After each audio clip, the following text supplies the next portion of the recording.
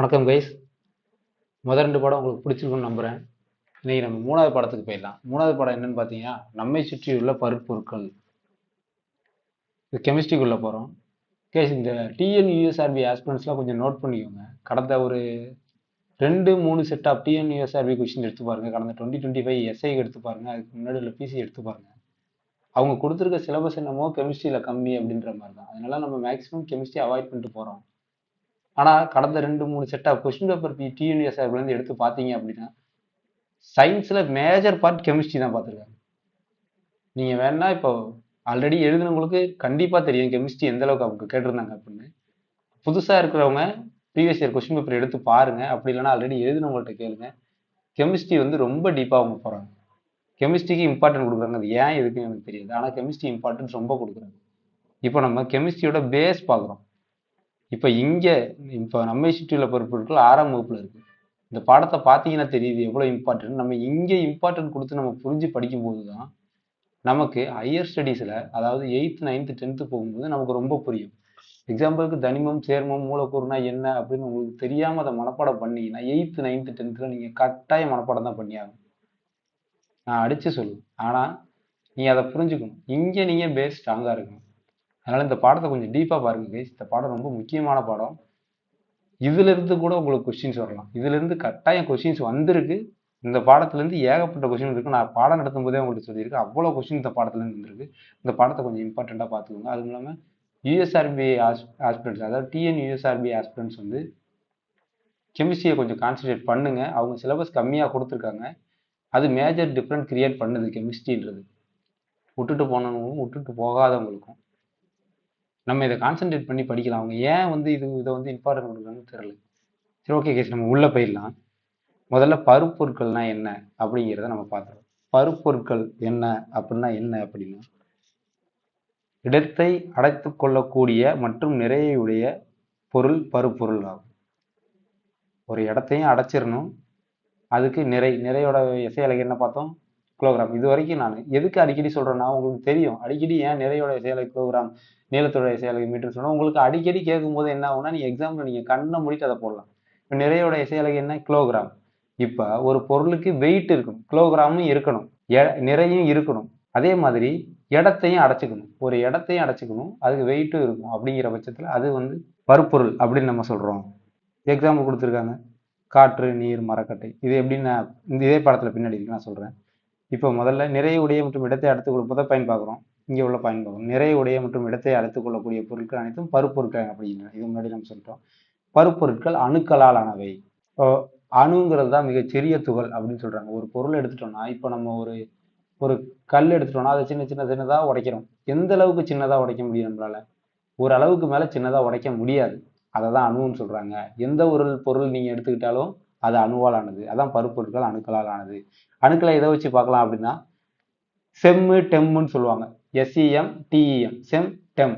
SEM அப்படின்னா என்னன்னா, scanning electron microscope, scanning electron நுண்ணோக்கி அப்படின்னு தமிழ். டெம் அப்படின்னா டனலிங். டனல் தான் நம்ம என்ன சொல்லுவோம்? டனல் அப்படின்னா ஒரு மலையை குடஞ்சி உள்ள போறதுக்கு டனல்னு சொல்லுவோம். அது ஊடுபுழை அப்படின்னு தமிழ்ல சொல்றாங்க. ஊடுபுழை எலக்ட்ரான் நுண்ணோக்கி. இது 2 வழியா நம்ம அணுக்களை டைரக்டா பார்க்கலாம். அதே மாதிரி அணுக்களை முதல்ல கண்டறிஞ்சது யாரு அப்படின்னு பார்க்கும்போது 2 பேரை சொல்றாங்க. இந்திய தத்துவ மேதையான கனடா, கிரேக்கத்தின் டெமோக்ரட்டிஸ் அப்படின்னு சொல்றாங்க. இங்க பாத்தீங்கன்னா தெரியும். கனடா வந்து பருப்பொருட்களோட மிகச்சிறிய துகள், நான் சொன்னால இதுக்கு மேல உடைக்க முடியாதுன்னு, அந்த மிகச்சிறிய துகளை பரமாணு அப்படின்னு சொன்னாரு. கிரேக்க தத்துவ மேதையான டெமோக்ரட்டிஸ் என்ன சொல்றான்னா அட்டாமஸ் அப்படின்னு சொல்றாரு. 2 பேரும் ஒரே விஷயத்த சொல்றாங்க. ஆனா கனடா என்ன சொல்றாரு? பரமாணு. கிரேக்கத்தின் டெமோக்ரட்டிஸ் என்ன சொல்றாரு? அட்டாமஸ் அப்படின்னு சொல்றாரு. அடுத்து போனீங்கன்னா, பண்புகளின் அடிப்படையில இந்த நான் சொன்ன இடத்தை அடைத்துக்கொள்வதும் நிறைய உடையதும்னு அந்த பண்புகளின் அடிப்படையில 3ஆ பிரிக்கிறாங்க. என்னென்ன அப்படின்னு கேட்டீங்கன்னா, திண்மம், திரவம், வாயு. திண்மம்னா ஒண்ணும் இல்லை, நம்ம ஒரு கல்லையோ ஒரு இரும்பையோ சொல்றோம். திரவம் அப்படின்னா நம்ம தண்ணியை சொல்றோம், பாய்ந்து ஓடுறது. திரவம் வாயு அப்படின்னா நம்ம காற்றை சொல்றோம். இந்த 3 வகையா வகைப்படுத்துறாங்க. இந்த 3மே வேற வேற பண்புகள் இருந்தாலும் எல்லாமே பருப்பொருட்கள் தான். இப்போ நீங்க யோசிக்கலாம், இப்போ திடப்பொருளை சொல்ற, ஓகே சார், நீங்க திடப்பொருளை சொல்றீங்க, அது வந்து நிறை இருக்கும், இடத்தை அடைத்துக்கொள்ளும், ஓகே. திரவத்தை சொல்றீங்க, ஒரு வாட்டர் பாட்டிலில் வந்து தண்ணியை ஊற்றணும்னா அதுக்கு நிறை இருக்கு. 1 லிட்டர் கொஞ்சம் வெயிட் இருக்கும், 1 கிலோகிராம்ல நீங்க அளக்கலாம், இடத்தையும் அடைச்சிக்குது, ஒரு வாட்டர் பாட்டில் அடைச்சிக்குது. இப்போ காற்றை எப்படி சார் சொல்றீங்கன்னா, காத்தும் அதே மாதிரி தானே. ஒரு பலூன்ல நீங்க அடைச்சு பாருங்க, இடத்தையும் அடைச்சிரும். பலூனை வெயிட் போட்டால் 1 கிராம் 2 கிராம் வரும் இல்லையா? அப்போ நிறையும் இருக்குல்ல. அப்போ காற்றும் கூட ஒரு பருப்பொருள் தான் அப்படின்னு சொல்றாங்க. அதே மாதிரி விரவுதல்னு சொல்றாங்க. விரவுதல்னா ஒன்றும் இல்லை guys. விரவுதல் அப்படின்னா பரவுறது தான் விரவுதல் அப்படின்னு சயின்டிபிக் டேர்ம்ல சொல்றாங்க. விரவுதல் அப்படின்னா என்னன்னா, இப்போ நம்ம ஒரு ரூம் இருக்கு, க்ளோஸ்டு ரூம் இருக்கு, அதுல ஒரு புத்தகத்தை வைக்கிறோம். அந்த புத்தகம் எங்கேயாவது பரவுமா இல்லை விரவுமா? கிடையாது, அது ஒரே இடத்துல இருக்கும். அப்போ திடப்பொருள்கள் விரவாது. இதே வந்து ஒரு ரூம், ஒரு க்ளோஸ்டு ரூம் இருக்கு, ஒரு பக்கத்துல நான் தண்ணியை ஊத்துறேன் அப்படின்னா அந்த தண்ணி அப்படியே வழிஞ்சு ஓடும் இல்லையா? அந்த ரூம் ஃபுல்லா வரும் இல்லையா? இப்போ தண்ணிக்கு விரவுதல் இருக்கு. இதே அந்த ரூம்ல நான் ஒரு ஊதுபத்தியை கொளுத்தி வைக்கிறேன். அந்த ரூம்ல நீங்க எங்க நின்றாலும் அந்த ஊதுபத்தியோட மனம் உங்களுக்கு அடிக்கல. எப்படி அடிக்குது? அது காத்துல கலந்து வருது. இப்போ வாயு விரவுதல் அதிகமா இருக்கும். திரவம் வாயுவை கம்பேர் பண்ணும்போது கொஞ்சம் கம்மி, ஆனா விரவுதல் இருக்கும். இப்போ புத்தகம் திடப்பொருள், திண்மம், அதுல விரவுதல் இருக்குமா? சுத்தமா இருக்காது. இதைதான் சொல்றாங்க. விரவுதல்ல 3 டைப் இருக்கு. அந்த 3 பண்புகளை பொறுத்து 3ஆ பிரிக்கிறோம். அந்த 3த்துலயும் விரவுதல் டிஃப்ரெண்டா இருக்கும் அப்படின்னு தான் சொல்றாங்க.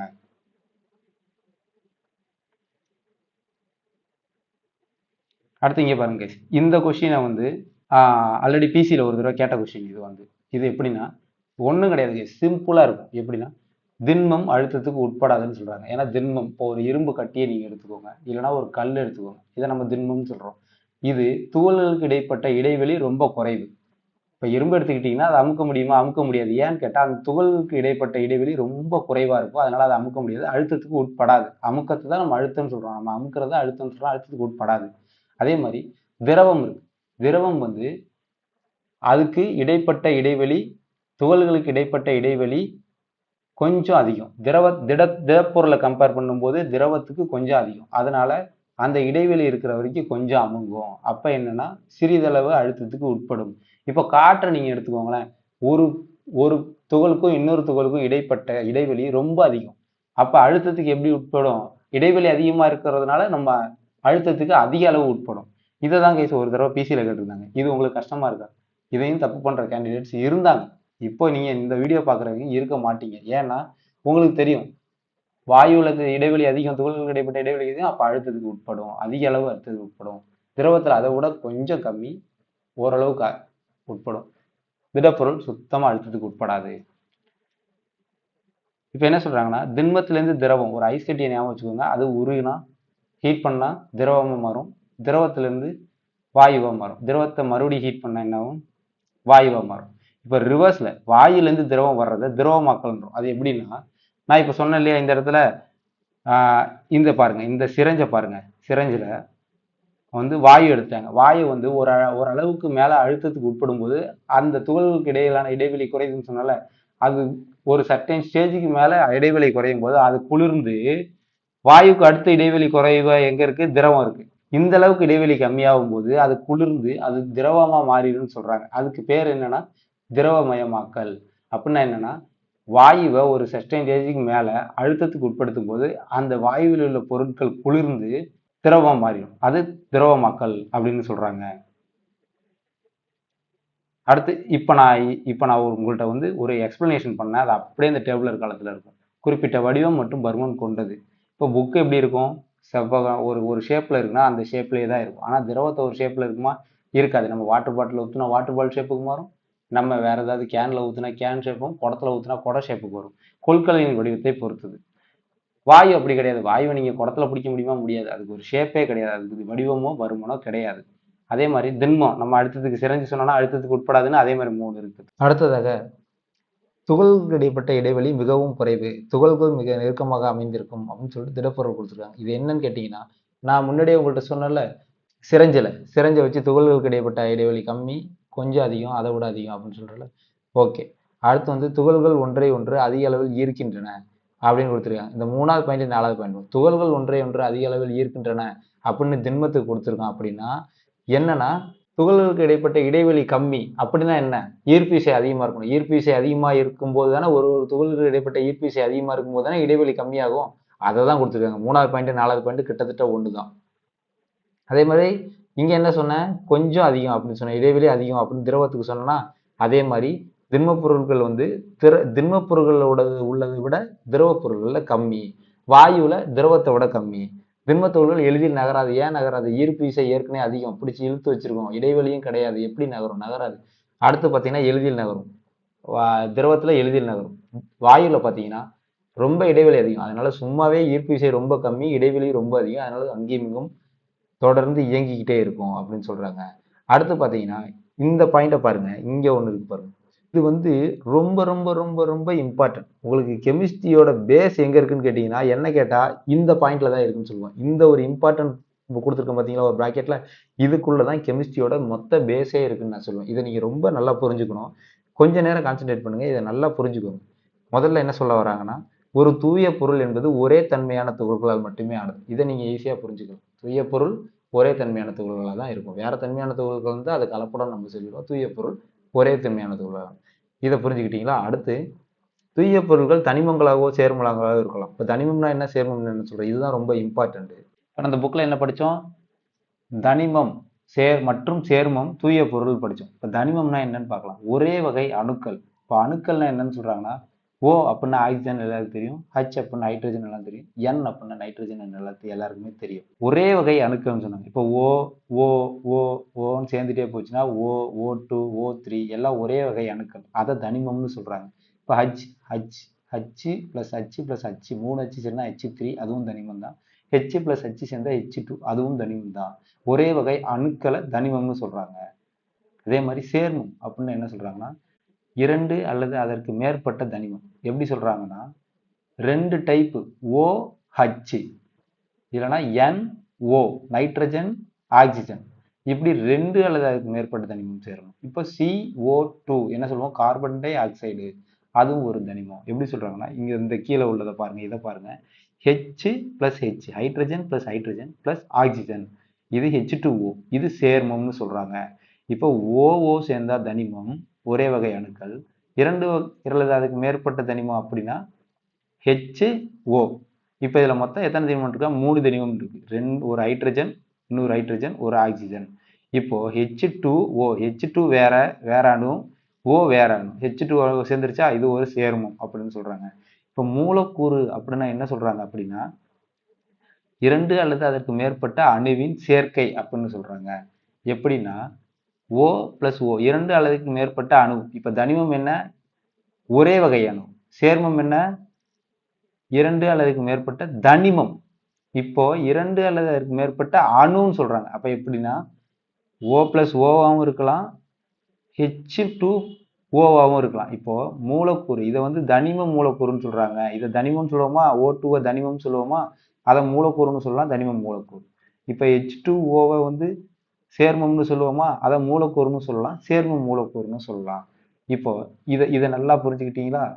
ஒரே வகை, இது ரிவிஷன் கூட நான் திருப்பி பண்ணிடுறேன், கட்டாயமா இது உங்களுக்கு தெரிஞ்சே ஆகணும். தனிமம்னா ஒரே வகை அணுக்கள், சேர்மம் அப்படின்னா இரண்டு அல்லதற்கு மேற்பட்ட தனிமம் சேர்மம், மூலக்கூறுனா இரண்டு அல்லதற்கு மேற்பட்ட அணுன்னு சொல்றாங்க.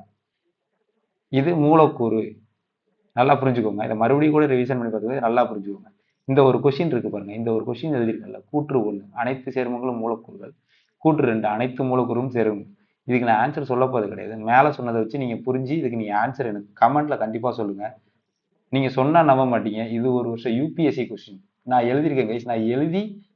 நான் அந்த கொஸ்டினை நான் எழுதி அந்த யூபிஎஸ்சி கொஸ்டின் பேப்பர்ல நான் பார்த்துருக்கேன். 6th book. நீங்க நம்புவீங்களா? நீங்க நம்ப மாட்டீங்க. ஆனா பேசிக் ஆஃப் கெமிஸ்ட்ரி இங்கே தான் இருக்குன்னு நான் சொன்னல, அது இதுதான். இது யூபிஎஸ்சி கொஸ்டின் நான் எழுதியிருக்கேன் கைஸ். இதை நீங்க ஆன்சர் பண்ணுங்க, நீங்க கமெண்ட்ல பண்ணுங்க. நான் மேல சொன்னதை வச்சு நீங்க புரிஞ்சுட்டு இதுல கமெண்ட்ல பண்ணுங்க. இதை கூட ஃபுல்லா காமிக்கிறேன், இதை படிச்சு பார்த்துட்டு நீங்க இதுக்கு ஆன்சர் பண்ணிக்கோங்க. நம்ம அடுத்து பாருங்க கைஸ், தனிமம் மூலக்கூறு சேர்மம் பார்த்தாச்சு. அடுத்து இந்த லாஸ்ட் பாயிண்ட் பாருங்க, கலவை என்பது இரண்டு அல்லது அதற்கு மேற்பட்ட பகுதி பொருட்களை கொண்டது. இரண்டு அல்லது மேற்பட்ட பகுதி பொருட்கள், அணுவும் கிடையாது தனிமம் கிடையாது, பகுதி பொருட்களை கொண்டது. உதாரணத்துக்கு H2O, இப்ப தண்ணியில சர்க்கரையை கலக்குறோம்னு வச்சுக்கோங்களேன், தண்ணியில சர்க்கரை கலந்துரும், இதை ஒரு கலவைன்னு சொல்லுவோம். எப்படின்னா H2O தண்ணி, அது ஒரு தூய பொருள். சர்க்கரை இருக்குன்னா அது சர்க்கரைக்கு கெமிக்கல் ஃபார்முலா, கெமிஸ்ட்ரி வாய்ப்பாடு என்ன சொல்லுவாங்கன்னா C12H22O11 சொல்லுவாங்க. இதை வந்து சர்க்கரைன்னு சொல்லுவாங்க. இதுவும் H2O சேருது இல்லையா, இது ரெண்டும் சேர்ந்துச்சுன்னா அதை ஒரு கலவை அப்படின்னு சொல்றாங்க. கலவை என்பது 2 அதுக்கு மேற்பட்ட பகுதி பொருட்கள். இதை ஞாபகம் வச்சுக்கோங்க. இப்போ பருப்பொருள்ல தூய பொருள் என்ன சொல்றாங்கன்னா தனிமம் சேர்மம். நம்ம சொன்னோம் தனிமம் பிளஸ் தனிமமும் தூய பொருள் சொல்றாங்க, சேர்மமும் தூய பொருள் சொல்றாங்க. ஒரு ஆக்சிஜன் ஒரு தனிமம் தூய பொருள், சேர்மங்கிறது நீர் ஒரு சேர்மம், அதுவும் தூய பொருள். கலவை என்ன சொல்றாங்கன்னா ஒருபடித்தான கலவை. இப்ப தண்ணியில உப்பையோ சர்க்கரையோ சேர்க்கிறோம், அது ஒருபடித்தான கலவை. ஏன்னா அது ஃபுல்லா கரைஞ்சிரும் இல்லையா, நமக்கு தண்ணி மட்டும்தான் தெரியும், ஆனா அது கலவை தான். ஏன்னா சர்க்கரையோ உப்போ அதுல இருக்கு. பலபடித்தான கலவை எப்படி சொல்றாங்கன்னா டோட்டலா கலக்காது. இப்ப தண்ணியில சர்க்கரை கலந்துரும், நமக்கு அது கலவைன்னு தெரியவே தெரியாது, ஆனா சர்க்கரை கலந்துருக்கும், அது ஒரு கலவை தான்.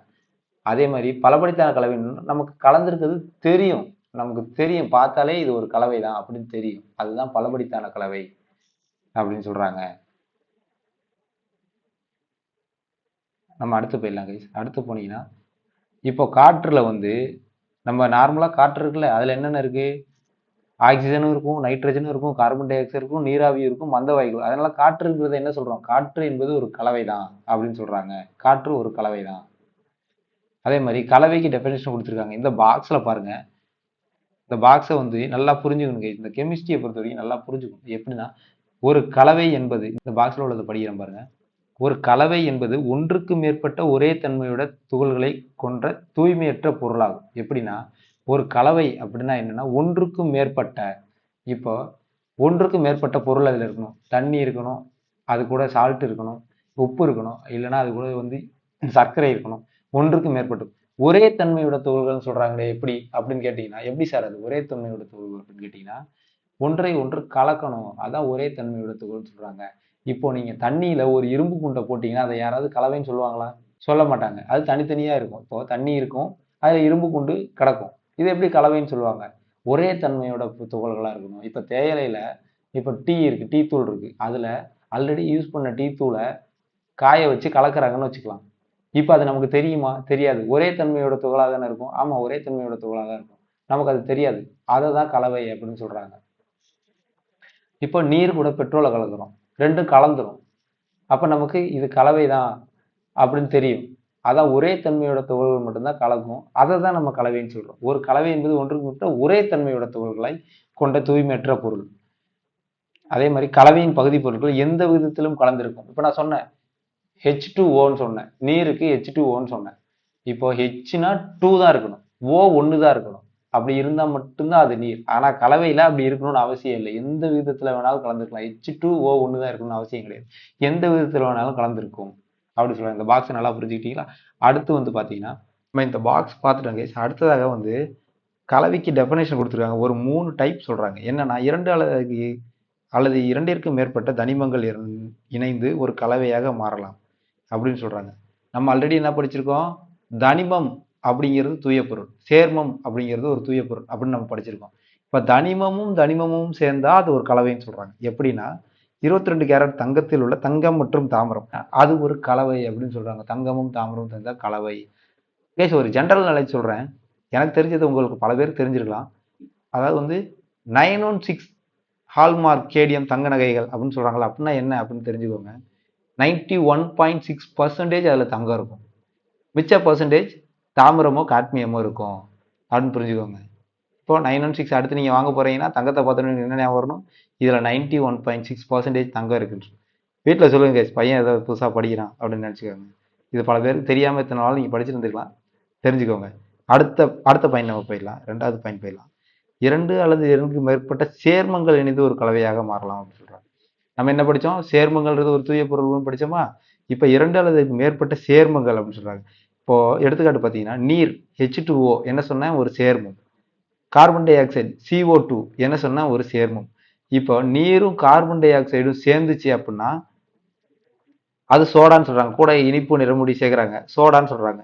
H2O plus carbon di oxide, H2O plus CO2, H2Oவும் ஒரு சேர்மம், CO2வும் ஒரு சேர்மம், 2 சேர்மமும் சேர்ந்தா அதை ஒரு கலவைன்னு சொல்றாங்க. ஒரு தனிமம் அல்லது சேர்மம், தனிமம் தூய பொருள், சேர்மம் தூய பொருள், ஆனா தனிமமும் சேர்மமும் சேர்ந்தா அதை ஒரு கலவைன்னு சொல்றாங்க. எடுத்துக்காட்டு நம்ம டிஞ்சர் யூஸ் பண்றோம்ல, அதுல என்னென்ன இருக்கும் அப்படின்னா டிஞ்சர்ல அயோடினும் ஆல்கஹாலும் இருக்குன்னு சொல்றாங்க. அயோடின்றது என்ன, அது ஒரு தனிமம், ஒரே அணுக்களால் ஆனது, ஐ மட்டும்தான் அயோடின். ஆல்கஹால்னா என்ன, OHன்னு சொல்றேன்.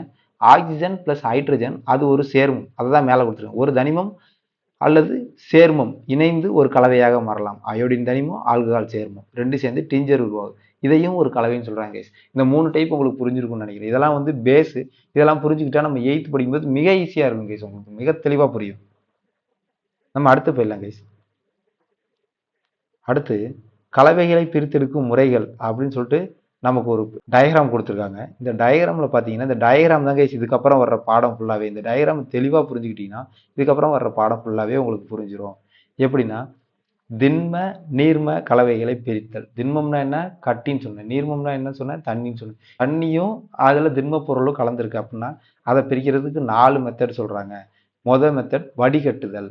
வடிகட்டுதல்னா உங்களுக்கு தெரியும். அதில் வந்து வடிகட்டுதல்னா வடிகட்டி ஒன்று கண்டிப்பாக இருக்கும். வடிகட்டுதல்னாலே வடிகட்டி இருக்கும். இப்போ டீ போட்டிருக்கீங்க. தேயிலையை வந்து நீங்கள் டீ போட்டதை வந்து அந்த வடிகட்டி வழியாக ஊற்றுறீங்கன்னு வச்சுக்கலாம். இப்போ தேயிலை தூள் வந்து வடிகட்டியில் மாட்டி நின்றுக்கும். கீழே உங்களுக்கு தேநீர் கிடச்சிரும். இப்போ தேநீரையும் தேயிலை தூளையும் வடிகட்ட, தேயிலை தூள் திடப்பொருள் இல்லையா, தேநீர் திரவ பொருள் இல்லையா, இப்போ திடமும் திரவம் பொருளை பிரிச்சிட்டோமா.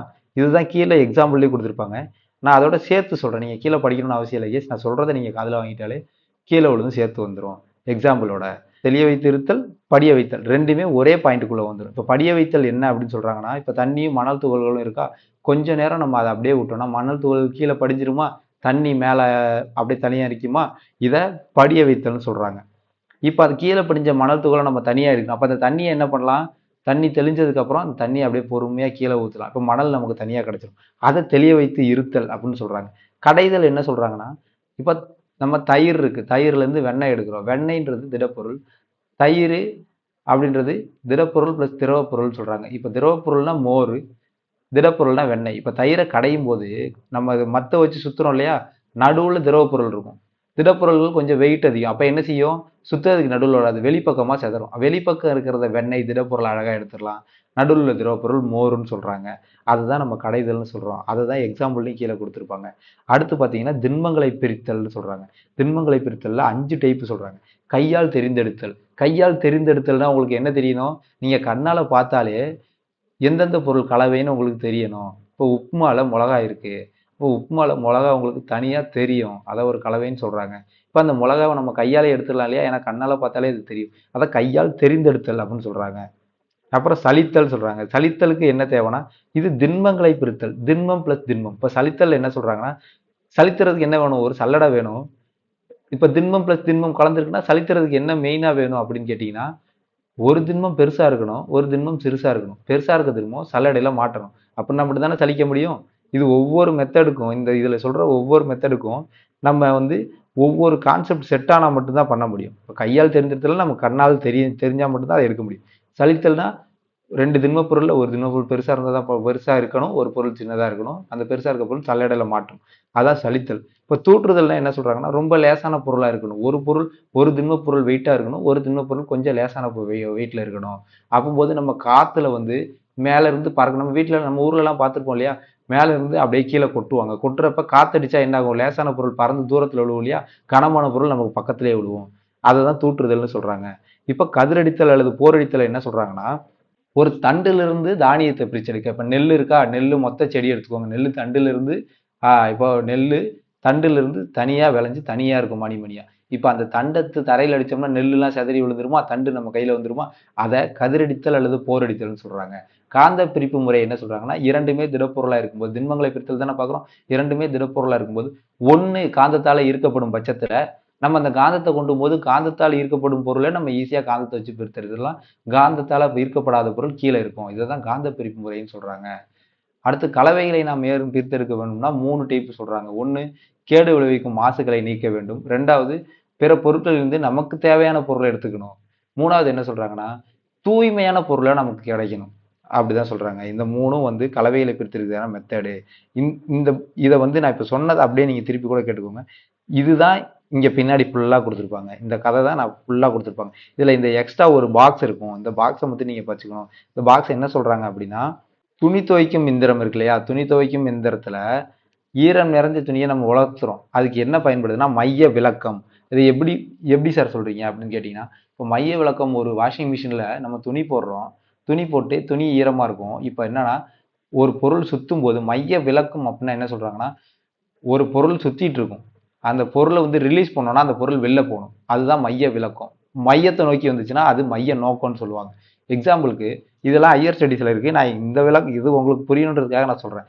எப்படின்னா இப்போ வந்து பூமி, சூரியன், சூரியனை சுத்தி பூமி வருது. சூரியனோட ஈர்ப்பு விசையில தான் பூமி சூரியனை சுத்திட்டு இருக்கும். பூமியை இழுத்துட்டு இருக்கிறதுனால சுத்துது. இப்ப சூரியனோட ஈர்ப்பு விசை டக்குன்னு நின்றுச்சுன்னா பூமி என்ன செய்யும்? உள்பக்கம் இழுத்ததுனால அது உள்ள நோக்கி வரும். அது மைய நோக்கம்னு சொல்லுவாங்க. இப்போ நம்ம போன வீட்டுல பார்த்த மாதிரி ஒரு கல் இருக்கு, அதை கயிறுல கட்டி தலைக்கு மேல சுத்துறோம். நான் இப்ப கையை விட்டுட்டேன், கல் என்ன நோக்கி வருமா வெளியே நோக்கி போகுமா? வெளிப்பக்கம் போகும். இதை மைய விளக்கம்னு சொல்றாங்க. இப்போ மைய நோக்கம் மைய விளக்கம்னா என்னன்னு உங்களுக்கு தெளிவா தெரிஞ்சிச்சா? இப்போ அடுத்து என்னன்னா, வாஷிங் மிஷின்ல நம்ம துணி போடுறோம். இப்போ துணி ஈரமா இருக்கும். இப்போ வாஷிங் மிஷின் வேகமா சுத்தும் போது ஈரம்லாம் எந்த பக்கத்தை நோக்கி போகும்? துணி லேசானது, ஈரம் வெயிட்டானது. அப்போ ஈரம்லாம் எங்க போகும்? வாஷிங் மிஷினோட அவுட்டர் சைடுக்கு போகும், வெளிப்பக்கம் நோக்கி போகும். அதை தான் மைய விளக்கம்னு சொல்றாங்க guys. இந்த பாயிண்ட் உங்களுக்கு என்னைக்கு மறக்காது, இதை மட்டும் ஞாபகம் வச்சுக்கோங்க, என்னைக்கு மறக்காது. அது போக இது எல்லாமே வந்து ஆல்ரெடி சொன்னது சலித்தல் கதிரடித்தல் தான். சலித்தல் கதிரடித்தல்லாம் வந்து ஒரு பொருளுக்கு பருமன் அதிகமா இருக்கணும், ஒரு பொருளுக்கு பருமன் கம்மியா இருக்கும் சொல்ல, இதெல்லாம் ஒரு வருஷம் பிசி கொஸ்டின்ல கேட்டிருந்தாங்க guys. இது உங்களுக்கு கஷ்டமாவா இருக்கு? இப்போ அடுத்து இந்த பாக்ஸ் பார்க்குறோம். உமி என்பது விதை அல்லது தானியத்தை சுற்றி காணப்படும் கடினமான அல்லது பாதுகாப்பான உரையாகும். இப்போ நம்ம உதாரணத்துக்கு நெல் எடுத்துக்கிறோம் guys. நெல்லை பார்த்தீங்கன்னா நெல்லை சுற்றி ஒரு உரம் இருக்கும் இல்லையா? நெல் தானியத்தை சுற்றி ஒரு உரம் இருக்கும். அந்த உரம் கடினமானதாக இருக்கும், அந்த நெல்லை பாதுகாக்கிறதுக்காக இருக்கும். அந்த நெல்லோட உரையை தான் நம்ம உமி அப்படின்னு சொல்றோம். அது வந்து கட்டுமான பொருளாகவும் உரமாகவும் கட்டுமான பொருளாகவும் உரமாகவும் மின்காப்பு பொருளாகவும் எரிபொருளாகவும் பயன்படுகிறது. அது மின்சாரத்தை கடத்தது மின்காப்பு பொருளாக பயன்படுத்துவாங்க, ஈஸியாக எரிபொருளாக பயன்படுத்துவாங்க, உரமாகவும் பயன்படுத்தலாம், கட்டுமான பொருளாகவும் பயன்படுத்தலாம் அப்படின்னு சொல்றாங்க கேஸ் உமியை. அடுத்து நம்ம பார்த்தோம்னா அடுத்த பாயிண்ட் எங்க போறோம்னா, பிரித்தெடுத்தலை முழுமையாக்குவதற்கு பல பிரித்தல் முறைகளை ஒன்றாக இணைத்தும் செயல்படுத்தலாம் அப்படின்னு சொல்றாங்க. நம்ம இப்போ பார்த்தோம், திண்மம் திரவம் பிரிக்கிறதுக்கு ஒரு 4 மெத்தட் பார்த்தோம், திண்மத்தை பிரிக்கிறதுக்கு 5 மெத்தட் பார்த்தோம். இதை சேர்த்து கூட நம்ம யூஸ் பண்ணலாம். ஒரு மெத்தட் தான் யூஸ் பண்ணலாம் அவசியம் இல்லை, சேர்த்து கூட. உதாரணமாக என்ன சொல்றாங்கன்னா, நீரில் கலந்துள்ள மணலும் உப்பும் கலந்த கலவையினை பிரிப்பதற்கு படிய வைத்தல். இப்போ படிய வச்சோம் அப்படின்னா மணலும் உப்பும் கலந்துருக்கணும். உப்பு நீரோட நல்லா கலந்துரும், மணல் தனியா இருக்கும். படிய வைத்தல்ல மணலை பிரிச்சிடலாம். தெளிய வைத்திருத்தல்னா மேலே உள்ள தண்ணியை ஊற்றினா உப்பு தண்ணியை மட்டும் நம்ம தனியாக எடுத்துடலாமா? இப்போ வடிகட்டுதல் சொல்றாங்க. வடிகட்டும் போது அந்த சின்ன சின்ன மணல் தூள் கூட தனியாக போயிடும். அதுக்கப்புறம் ஆவியாக்கல் சொல்றாங்க. ஆவியாக்குனா நீர் ஆவியாயிடும், உப்பு மட்டும் கீழே தங்கும். இப்படி நம்ம பல பிரித்தெடுத்தல் முறையை நம்ம பயன்படுத்துறதுனால பயன்படுத்தி கூட நீங்க பிரிச்சுக்கலாம் அப்படின்னு சொல்றாங்க. பல முறைகளை பயன்படுத்தி கூட, பல பிரித்தெடுக்கும் முறைகளை பயன்படுத்தி கூட ஒரு பிரித்தெடுத்தலை நீங்க முழுமையா ஆக்கிக்கலாம் அப்படின்னு சொல்ல வராங்க. அடுத்து இந்த பாக்ஸ் பார்த்தீங்கன்னா இங்கே ஒரு பாக்ஸ் இருக்கு பாருங்க. இதுல என்ன சொல்றாங்கன்னா, இப்போ புற ஊதா கதிர்களை எதுக்கு பயன்படுத்துறாங்கன்னா, நீரில் உள்ள மாசுகளை நீக்குவதற்கும் நுண்கிருமிகளை அழிப்பதற்கும் புற ஊதா கதிர்களை பயன்படுத்துறாங்க. அதே மாதிரி வீட்டுல நம்ம ஆர்ஓ மாற்றம்னு சொல்லுவோம். ஆர்ஓன்னு எல்லாம் சொல்லி பழக்கப்பட்டிருப்போம். ஆர்ஓ அப்படின்னா என்னன்னா ரிவர்ஸ் ஆஸ்மாசிஸ். ரிவர்ஸ்னா எதிர், ஆஸ்மாசிஸ்னா சவ்வூடு பரவல். எதிர் சவ்வூடு பரவல் அப்படிங்கிறது தான் ஆர்ஓக்கு விரிவாக்கும். இந்த ஆர்ஓ எதுக்கு பயன்படுத்துறோம்னா, நம்ம நார்மலா வீட்டுல உள்ள தண்ணியை சுத்திகரிக்க பயன்படுத்துறோம். மினரல் வாட்டர் சொல்றோம்ல ஆர்ஓ முறையில, அதுதான் கைஸ் இது. அவ்வளவுதான் கைஸ், இந்த பாடம் இதோட முடிஞ்சு போச்சு. இப்போ நம்ம வழக்கம் போல குயிக் ஃபயர் ரிவிஷன் ஒன்று பார்த்துடலாம். இப்போ நீங்க கற்பனையில ஓடணும்னு சொல்றோம் இல்லையா, அது வந்து நீங்க என்ன பண்ணுங்க, இப்போ ஹெட்ஃபோன் போட்டுறீங்களா, ஹெட்ஃபோன் போட்டுக்கோங்க, இல்லைன்னா கண்ணை மூடிக்கோங்க. அப்படியே இந்த கற்பனையில என்னை பின்தொடர்ந்து வாங்க. இந்த பாடத்தை அப்படியே போய் ஒரு தடவை ரிவைஸ் பண்ணிடலாம். இந்த கற்பனையில நீங்க ஓட விடணும் கைஸ். இப்போ நீங்க கண்ணை மூடிக்கோங்க, ஹெட்ஃபோன் போட்டிருந்தா ஹெட்ஃபோன் போட்டுக்கோங்க, இல்லைன்னா அப்படியே கேளுங்க சொல்றத.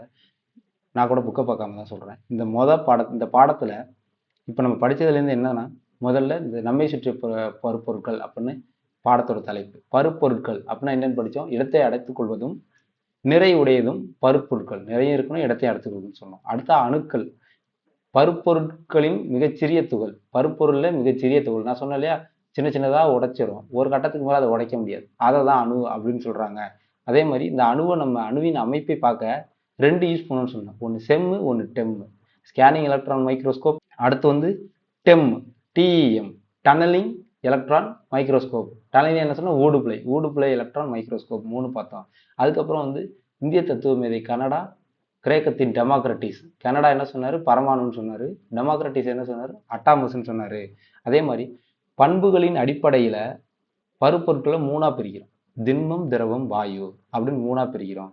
அதுக்கப்புறம் இந்த 3த்துக்கும் விரவுதல்னு பார்த்தோம், பரவுற தன்மைன்னு பார்த்தோம். திண்மத்துக்கு சுத்தமா கிடையாது, திரவத்துக்கு அதிகம், வாயுக்களுக்கு மிக அதிகம். அதே மாதிரி காற்றை பத்தி பார்த்தோம். காற்றுன்றது பலூன்ல அடைச்சா சொன்னல, காற்று இடத்தையும் அடைத்துக் கொள்ளும், அதுக்கு நிறையும் உண்டு, அதனால காற்றும் ஒரு பருப்பொருளே அப்படின்னு பார்த்தோம். அதுக்கப்புறம் மூணுத்துக்கும் அழுத்தத்தை கொடுத்தா என்ன ஆகும்னு பார்த்தோம். திண்மம் அழுத்தத்துக்கு உட்படாது, திரவம் சிரைஞ்ச கொஞ்சம் அழுத்தலாம், சிறிதளவு அழுத்தத்துக்கு உட்படும், வாயு சிரைஞ்ச நல்லா அழுத்தலாம், அது அதிக அளவு அழுத்தத்துக்கு உட்படும்.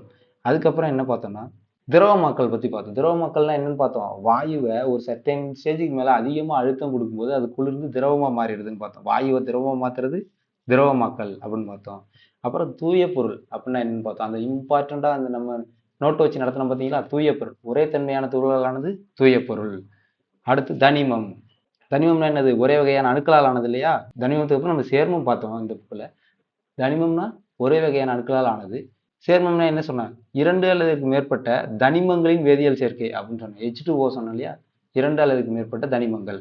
சேர்மம் பார்த்தாச்சு. மூலக்கூறு அப்படின்னா என்னன்னா 2 அல்லது மேற்பட்ட அணுக்களின் சேர்க்கை அப்படின்னு பார்த்தேன். 2 அல்லது மேற்பட்ட தனிமங்களின் சேர்க்கை சேர்மம், 2 அல்லது மேற்பட்ட அணுக்களின் சேர்க்கை மூலக்கூறு. கலவைனா 2 அல்லது மேற்பட்ட பகுதி பொருட்கள்.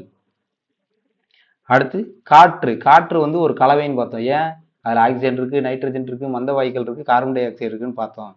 அடுத்து என்ன பார்த்தோம், கலவை பார்த்தோம். கலவை ஒன்றுக்கு மேற்பட்ட ஒரே தன்மையுடைய துகள்களை கொண்ட தூய்மையற்ற பொருள் அப்படின்னு பார்த்தோம். ஒன்றுக்கு மேற்பட்ட ஒரே தன்மையுடைய தூய்மையற்ற பொருள். ஒரே தன்மையுடைய அப்படின்னு சொன்னோம்னா கலக்கணும், ஒரே தன்மையுடைய ஆனா ஒன்றுக்கு மேற்பட்ட தூய்மையற்ற பொருள் கலவை. கலவையின் பகுதி பொருட்கள் எந்த விதத்துல இருக்கும், கலவையின் பகுதி பொருட்கள் எந்த விதத்துல வேணாலும் இருக்கலாம்னு பார்த்தோம் இல்லையா. H2Oன்றது ஒரு சேர்மம், ஆனா இது வந்து கலவையின் பகுதி பொருள் H2O தான் இருக்கணும்னு அவசியம் இல்லை, எந்த விதத்துல வேணாலும் கலந்து இருக்கும். கலவையின் வகைகள் பார்த்தோமா. கலவையின் வகைகள் என்னென்ன பார்த்தோமா, தங்கம் பிளஸ் தாமிரம், தங்கம் பிளஸ் கேட்மியம் பார்த்தோம். அடுத்து 2 அல்லது மேற்பட்ட சேர்மம் பார்த்தோம். நீர், கார்பன் டை ஆக்சைடுன்னு சொல்லிட்டு சோடா பார்த்தோமா. அடுத்து ஒரு தனிமம் மற்றும் ஒரு சேர்மம் இணைந்து உருவாகும், அது எப்படின்னா டிஞ்சர் பார்த்தோம்.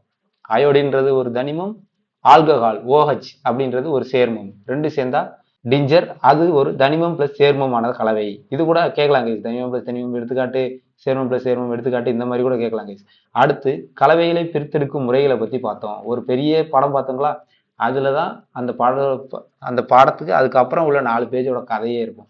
திண்ம நீர்ம கலவைகளை பிரித்தல் பத்தி என்னென்ன பார்த்தோம்னா வடிகட்டுதல், தெளிய வைத்து இருத்தல், படிய வைத்தல், கடைதல் அப்படின்னு 4 பார்த்தோம். அடுத்து திண்மம் பிளஸ் திண்மம் இதை பிரிக்கிறதுக்கு 5 பார்த்தோம். என்ன, கையால் தெரிஞ்செடுத்தல், கண்ணால பார்த்து தெரிஞ்சாதான் அதை பிரிக்க முடியும். சலித்தல், ஒன்று பருமன் பெருசா இருக்கணும், ஒன்று பருமன் சிறுசா இருக்கணும், அதனால சலித்தல். தூற்றுதல், காற்று இருக்கணும், ஒன்று கனமானதா இருக்கணும், இன்னொன்று லேசானதா இருக்கணும். கதிரடித்தல் அல்லது போரடித்தல் அப்படின்னா என்னன்னா நம்ம தண்டுல இருந்து தானியத்தை பிரிச்சு எடுக்கிறது.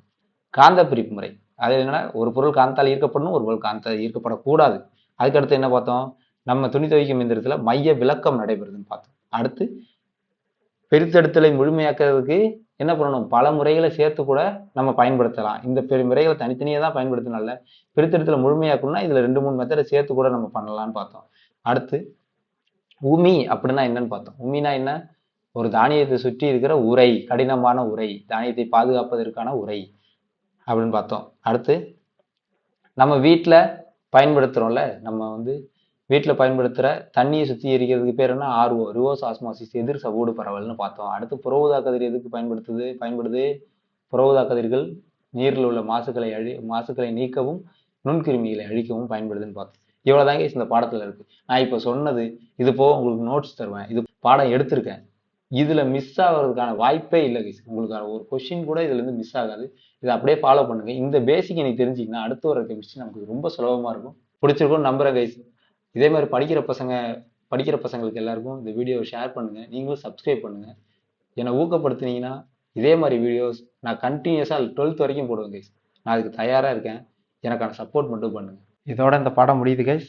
புக் பேக் வந்து வீடியோ ரொம்ப லென்த்தாக போகுது கைஸ், அதனால புக் பேக் நான் என்ன பண்ணுறேன், 6th ஒரு டேர்ம் முடிச்சுட்டு அப்புறம் புக் பேக் போடலான்னு நான் யோசிக்கிறேன். புக் பேக் போட்டு தனி ஒரு வீடியோ போடலான்னு யோசிக்கிறேன் கைஸ். நீங்கள் சேர்த்து தான் வேணும், வீடியோ லென்த்தாக இருந்தால் பரவாயில்ல சார் அப்படின்னு சொன்னீங்கன்னா நான் கண்டிப்பாக ஆட் பண்ணுறேன் கைஸ். நீங்கள் கமெண்ட்டில் சொல்லுங்கள், இந்த வீடியோக்கு நான் புக் பேக் போடலை, நீங்கள் கமெண்ட்டில் சொல்லுங்கள், நான் அதுக்கேற்ற மாதிரி மாற்றிக்கிறேன் கைஸ். தேங்க்யூ.